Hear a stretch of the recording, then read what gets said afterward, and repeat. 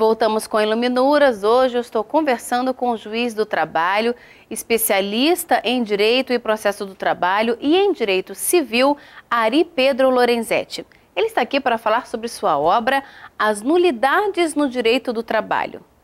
Ari, um outro caso que gera muita repercussão é a questão da contratação sem prévio concurso público. Nesse caso, como é que fica essa questão da nulidade? Esse é um tema extremamente complexo, não só pela extensão prática da quantidade de trabalhadores que se encontram ou já passaram por essa situação, mas pela complexidade do tema.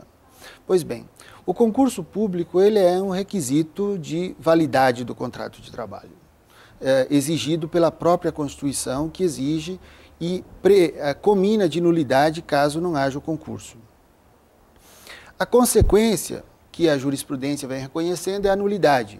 Exatamente. Por quê? Porque falta um requisito para que o ato seja perfeito. O que é a nulidade?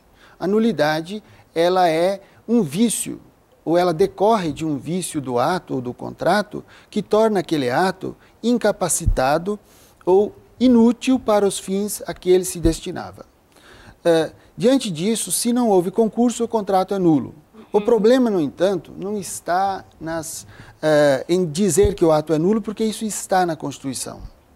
O problema está em dizer quais as consequências desse vício, dessa nulidade.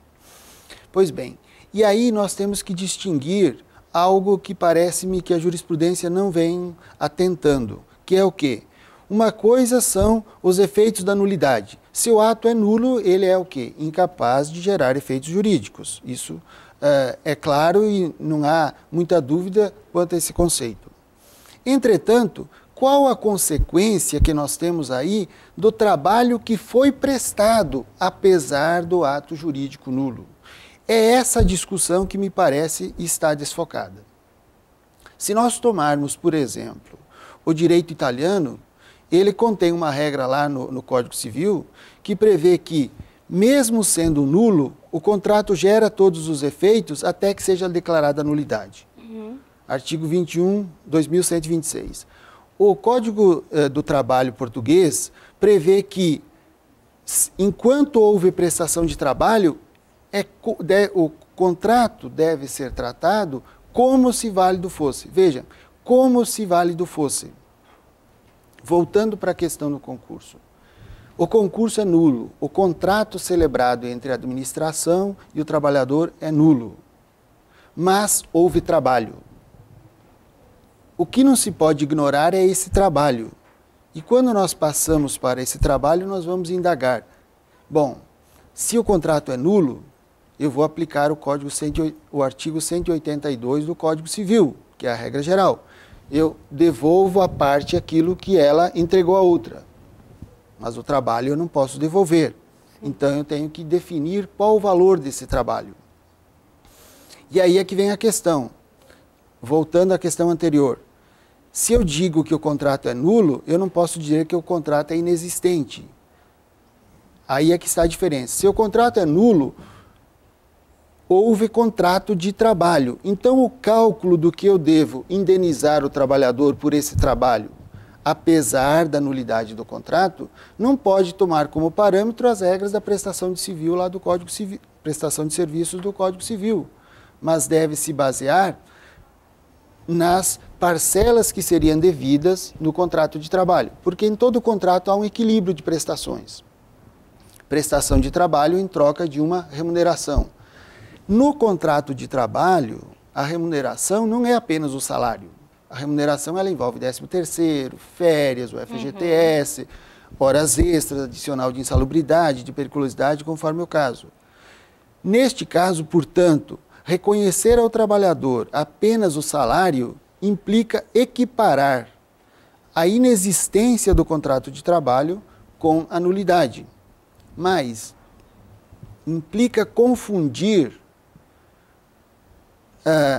os efeitos da nulidade. Não, mas se o contrato é nulo, não gera efeitos, certo? Mas eu tenho uma prestação de trabalho em condições normais, como se houvesse um contrato válido. Então, qual a retribuição, a indenização desse trabalhador pelo trabalho prestado? é o equivalente a todos os direitos que seriam devidos caso o contrato fosse válido. Porque a prestação de trabalho se deu nos moldes de uma relação de emprego e não apenas o salário e o FGTS, como vem reconhecendo a jurisprudência dominante. Nesse caso, há que se distinguir. É nulo, conforme diz a própria Constituição, eu não posso dizer que não seja nulo. O problema é, o nulo não gera efeitos, correto. Agora, o trabalho foi executado a despeito da nulidade e eu tenho que tratar dessa realidade. Por isso que penso essa questão deve ser repensada sempre para chegarmos a uma solução que seja efetivamente equânime e justa. E no caso do jogo do bicho, de trabalhadores dessas bancas? Aí nós temos uma particularidade diferente do concurso, que nesse trabalho, a atividade do trabalhador também é ilícita. Aham. Se a atividade do trabalhador é ilícita, eu não posso entregar a contraprestação a ele. Qual a solução, então? Até há pouco tempo dizia-se, não, se o trabalhador se ativou em trabalho ilícito, ele não tem direito de receber nada. Sim. Isso, na verdade, era o quê? Conferir mais um ganho ao proprietário da banca do jogo do bicho. Hoje nós temos uma solução que está no Código Civil, inclusive já foi aplicada, eu acredito que pioneiramente no Tribunal Regional do Trabalho da 18ª Região, que é a aplicação do parágrafo único do artigo 883 do Código Civil, que determina o quê? Quando alguém entregou uma prestação com um fim ilícito e imoral, contrário à lei, aquela prestação, em vez de ser restituída a ele, deve ser destinada a uma instituição de beneficência, a critério do juiz. Então, se a atividade é ilícita, eu não posso entregar a remuneração ao trabalhador. Também não posso permitir que quem recebeu o trabalho se aproprie dele sem devolver, claro, devolver o equivalente à prestação. Então, determina-se que o valor equivalente à prestação que seria destinada ao trabalhador, caso o trabalho não fosse ilícito, seja revertida em favor de uma entidade beneficente. Ari, muito obrigada pela sua entrevista e parabéns pelo livro. Eu que agradeço a oportunidade de discutir um tema que me apaixonou muito e continua me apaixonando. Assim que uma obra chega às livrarias, nós aqui do Iluminuras damos a dica para você. Conheça os livros que acabaram de chegar às prateleiras.